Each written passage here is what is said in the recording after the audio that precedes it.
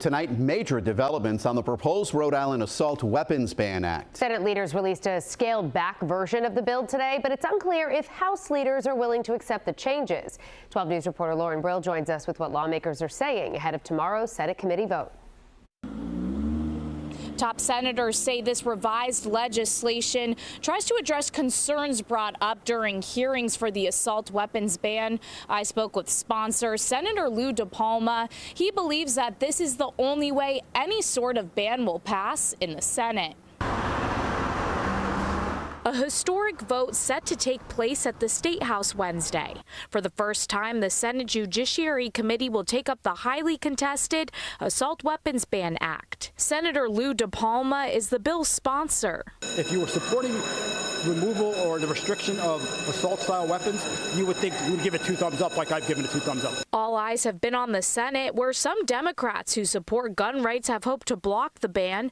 Today, Senate leaders released an amended version of the bill ahead of a committee vote Wednesday. It would restrict the manufacturing, purchase, or sale of military-style weapons. It also includes a more precise definition of the weapons that would be prohibited. This includes certain types of semi-automatic rifles and shotguns with a fixed magazine exceeding 6 rounds or a revolving cylinder.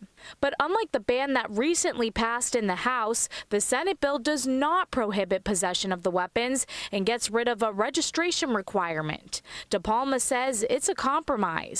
We have to be conscious not to let better be the enemy of good enough. I believe this addresses those core features that we all hold true to address the proliferation of these weapons in Rhode Island. Because it's really over time with regards to keeping these weapons off the street. Senate Minority Leader Jessica De La Cruz says Republicans still oppose the Senate's revised version of the bill, but are glad Senate President Val Lawson declined to take any unusual steps to pass the House version. We respect and really appreciate the Senate President and Senator LaMountain, the chairman of the committee, because they have chosen not to circumvent the committee process by moving it to a different committee like Finance or another committee, but keeping it in Judiciary.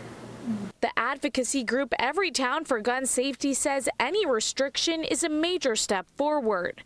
But the Rhode Island Coalition Against Gun Violence is not on board with the changes. Its executive director saying in a statement, quote, "Knowing that the bill has the votes on the Senate floor, we don't understand how a weakened version of the bill would be acceptable to advocates, lawmakers, or partners." Now, the new Senate measure also drops the name Assault Weapons Ban Act. Today, House leaders had no comment on whether they're willing to support the amendments made by the Senate. Reporting at the State House, Lauren Brill, 12 News.